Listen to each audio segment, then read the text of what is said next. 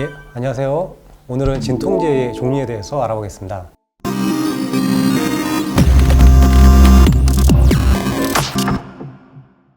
특히 만성적으로 아프신 노인분들이 어떤 종류의 진통제를 주로 처방받는지 설명해 드리겠습니다. 제가 처방을 해드리면 환자분들이 가끔씩 물어보실 때가 있거든요. 이거 진통제예요? 소염제예요? 그러면 제가 그러죠. 어르신, 이건 진통소염제입니다. 이런 우스갯소리가 있잖아요. 이 동물이 고래입니까? 상어입니까? 네, 이 동물은 고래상어입니다. 일반적으로 병원에서 처방해주는 약들은 이렇게 진통소염제인 경우가 많습니다. 보통 엔세이드라고 하는데 풀어서 써보면 논스테로이달 안티인플라메토리 드러그, 뜻을 풀어보면 스테로이드는 아니면서 염증을 억제해주는 약물이라는 뜻입니다. 이부프로펜, 덱시부프로펜, 록소프로펜, 나프로센 등등이 이 엔세이드 계열입니다. 혈전 억제제로 알고 있는 아스피린도 대표적인 엔세이드죠.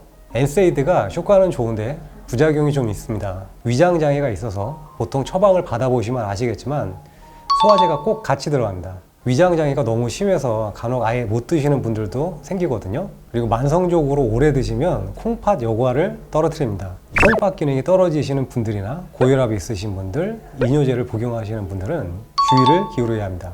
엔세이드가 위장장애를 일으키는 이유가 위에 점막 보호 기능까지 떨어뜨리기 때문이거든요. 소염작용만 딱 있으면 좋겠는데 그래서 나온 게 콕스2 선택적 저해제입니다. 어렵게 느껴지실 수 있는데 콕스가요, 사이클로 옥시제나이저의 줄임말인데 우리 몸의 효소거든요. 그런데 종류가 콕스1, 콕스2가 있습니다. 이 중에서 콕스2가 염증을 일으켜요.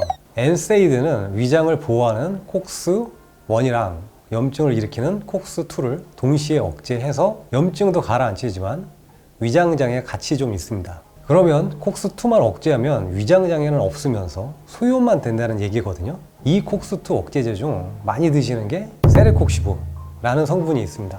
이게 이론만 들으면 위장장애도 없고 최고잖아요. 그런데 치명적인 부작용이 있으니 심근경색이나 뇌경색의 위험을 높인다고 합니다. 그러니까 본인이 심장이 일단 안 좋다 그러면 좀 주의를 기울이셔야 합니다. 그리고 다음으로는 유명한 해열 진통제인 타이레놀입니다. 성분명은 아세트아미노펜인데 타이레놀이라는 상품명이 더 유명하죠. 타이레놀은 기본적으로 중추에 작용해서 통증을 억제합니다. 말초의 염증 부위에는 작용을 못해서 소염작용은 미약해요. 타이레놀은 엔세이드처럼 위장장애나 콩팥 기능 저하는 없는 편인데 강독성이 있습니다. 간혹 술 마셔도 되냐고 물어보시는 환자분들이 계시거든요. 술은 일단 안 드시는 게 좋겠지만 특히 술이랑 타이레놀이 복합적으로 간을 괴롭히면 치명적일 수 있습니다. 노인분들 처방전을 보면 엔세이드가 가장 많고요. 다음으로는 항경련제나 항우울증 약을 처방받는 경우가 많습니다.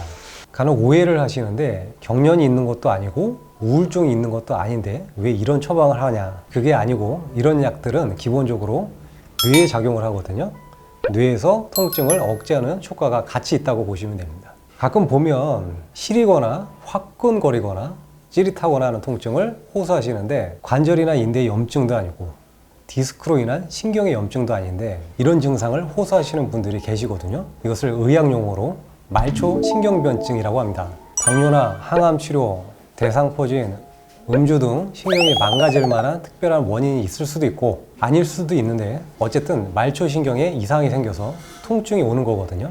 사실 좀 치료가 까다롭습니다. 이럴 때 쓰는 약이 항경련제나 항우울증 약이거든요. 항경련제로 유명한 게 프레가발린, 항우울증 약은 둘록세틴 등이 있습니다.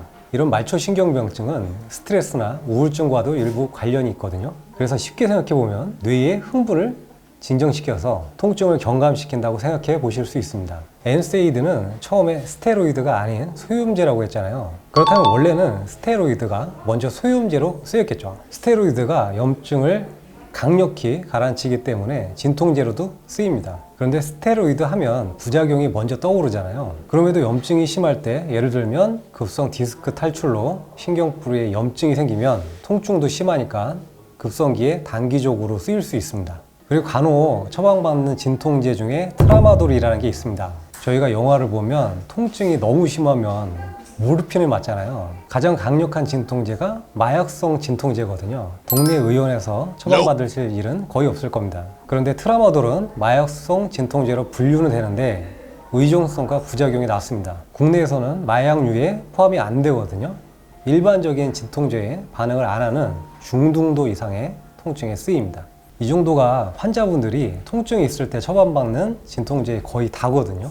기본적으로 엔세이드 한 알, 위장장애가 있으니까 소화제 추가, 만약 콩팥이 안 좋거나 위장장애가 너무 심하신 분들은 타이레놀, 여기에 말초신경병증이 의심된다.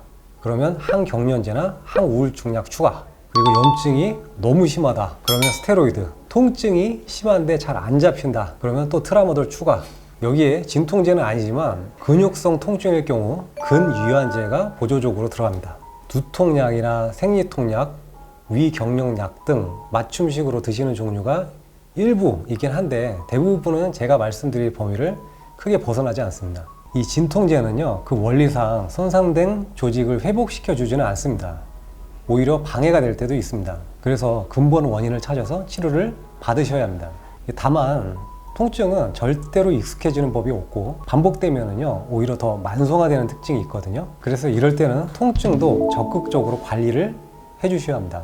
혹시 받으신 처방전이 있으면 그 처방전에 어떤 진통제가 있는지 한번 확인을 해 보십시오. 오늘은 일반적으로 쓰이는 진통제를 알아봤습니다. 도움이 되셨다면 좋아요, 구독 눌러주시고 저는 다음에 찾아뵙겠습니다.